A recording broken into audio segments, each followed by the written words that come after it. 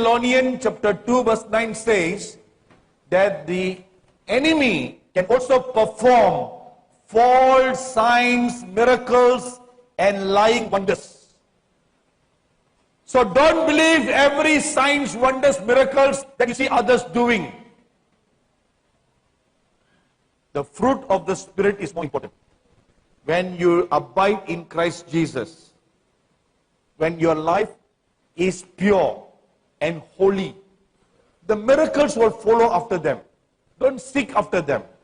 You can pray, Lord, give me your powers of the age to come. There's nothing wrong in prayer. But we don't idolize that power. Remember this. Don't idolize the power. You must always bend your knees and be dependent on God. That brings us to our 1, 2, 3, 4, 5, 6 words. Dependless. Dependless. You don't depend on you. You don't depend on your ability. You are forever dependent on the Lord Jesus Christ. This was something the Lord Jesus taught me from his life. One day, I was studying the scriptures. After a very great ministry, he was preaching the whole day.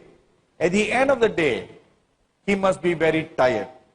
If you preach the whole day, you will feel very tired in your whole body. What do? You want to go and lie down on the bed, right? Or you ask somebody to massage you. Do you do that? Indians do that. You do that? See, I told you. I told you. Who are we? We are relatives. Don't ever forget that. We are relatives. So, they would want that. But not the Lord Jesus. After a whole day's ministry, we read in the scriptures, he bent his knees and he prayed the whole night. So when I first read that, I was very surprised. So I told the Lord, everyone will be very tired. Every bone in the body will be crying for rest. How in the world could you spend all night in prayer? And why do you spend that time in prayer? And that was when the Lord Jesus told me a secret to his power-filled life or power-filled ministry. He said, the reason why I do that is because so that I am not dependent on myself. I'm always casting myself before the Father and I'm always dependent on him. Dependless. There's a sixth word. Amen. You need to change this poster. On the last day, we'll have all those words there. Or next year. Okay. If I come. Okay, we'll not talk about when or if. Let's finish this year. Amen. So, dependless is another key to spiritual power. Amen. So this is what your enemy does. How strong is our enemy? Most Christians underestimate the strength and the power of the devil. We have all power, no doubt. I don't deny that. At the same time, you don't underestimate the power of your enemy. You must know your enemy's strength. Before you engage your enemy, you must know your enemy's strength. Only then you can engage your enemy. So, how strong is your enemy? Let me give you one example. How strong your enemy is. Matthew chapter 4, verses 3 to 10 says, when the devil came to tempt the Lord Jesus, his first temptation was, make the stones turn to bread.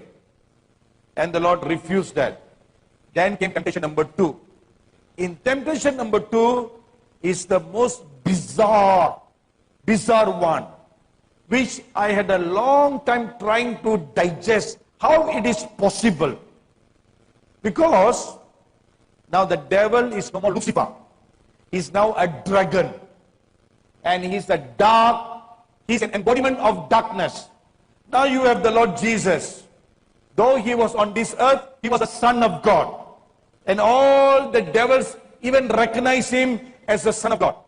Now, the bizarre thing is this. The devil came to him. All you people are too big for me to demonstrate. I need someone who's very small that I can demonstrate. He's too big for me. Okay, that little, okay, you come. Oh, no, you look very tall. That little boy, that boy. He's come. Oh, he's frightened of me.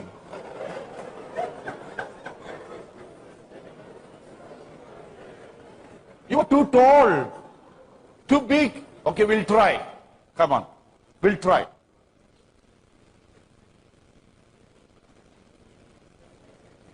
Very handsome.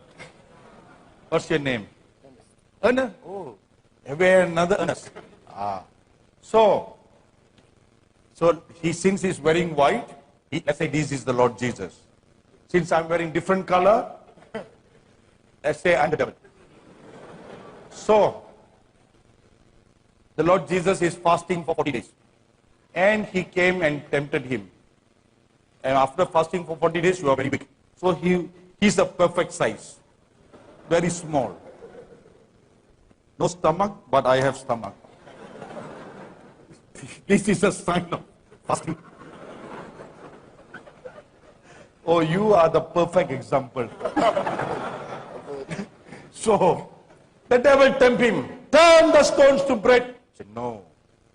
Then, now the second thing and the third thing is the most bizarre.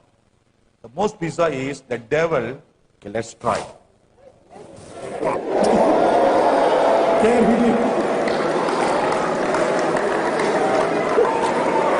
Carried him up.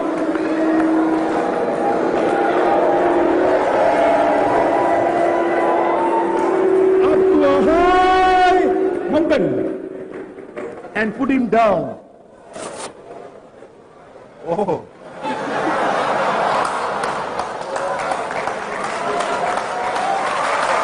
Okay. Thank you. Thank you.